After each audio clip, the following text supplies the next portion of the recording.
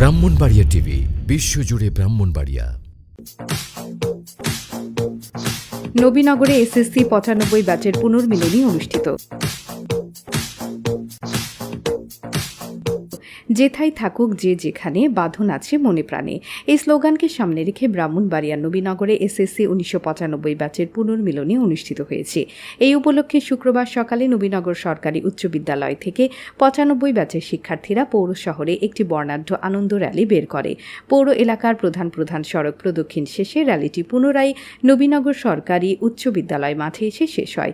পরে নবীনগর সরকারি উচ্চ বিদ্যালয়ে সার্জেন্ট মুজিবুর রহমান মিলনায়তনে আলোচনা সভা, পুরস্কার বিতরণ ও সাংস্কৃতিক অনুষ্ঠান অনুষ্ঠিত হয়। অনুষ্ঠানে পবিত্র কোরআন তিলাওয়াতের পর ৯৫ ব্যাচে যে সকল শিক্ষার্থী ও নবীনগর সরকারি উচ্চ বিদ্যালয়ে যে সকল শিক্ষকগণ মারা গেছেন তাদের স্মরণে ১ মিনিট নীরবতা পালন করা হয়। পুনর্মিলনী অনুষ্ঠানের আহ্বায়ক কমিটির আহ্বায়ক গোলাম মোহাম্মদ সোহরাব হোসেনের সভাপতিত্বে এবং জালালউদ্দিন মনির ও এস খালেদ আনোয়ারের সঞ্চালনায় অনুষ্ঠানে প্রধান অতিথি হিসেবে বক্তব্য রাখেন নবীনগর সরকারি উচ্চ বিদ্যালয়ের প্রধান শিক্ষক মোহাম্মদ আবু মুসা।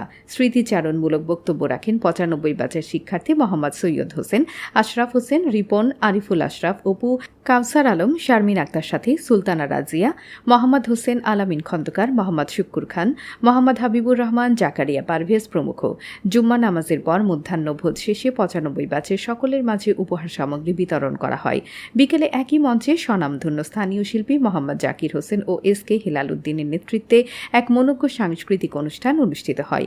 অনুষ্ঠান শেষে আগামী ৩ বছরের জন্য জালালউদ্দিন মনিরকে আহ্বায়ক ও জাকারিয়া পারভেজকে সদস্য সচিব করে ৩১ সদস্য বিশিষ্ট নবীনগর উপজেলা এসএসসি ৯৫ ব্যাচের আহ্বায়ক কমিটি ঘোষণা করা হয়। এই কমিটি উপজেলার প্রতিটি মাধ্যমিক বিদ্যালয় থেকে ৯৫ ব্যাচের শিক্ষার্থীদের নিয়ে আগামী ২০২৫ সালে ৩০ বছর পূর্তি পালন ও পুনর্মিলনী অনুষ্ঠানে বাস্তবায়ন করার লক্ষ্যে কাজ করে যাবে সিদ্ধান্ত হয়। নবীনগর থেকে কাউসার আলমের পাঠানো তথ্যচিত্রে ব্রাহ্মণবাড়িয়া টিভি।